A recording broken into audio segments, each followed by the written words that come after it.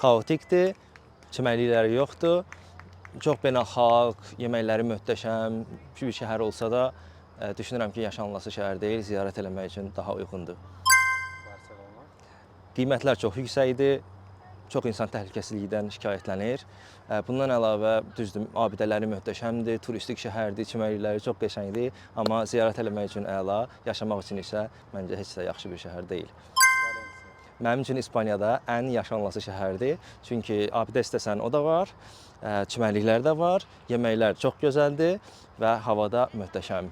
Ən yaxşı yaşanılası şəhər.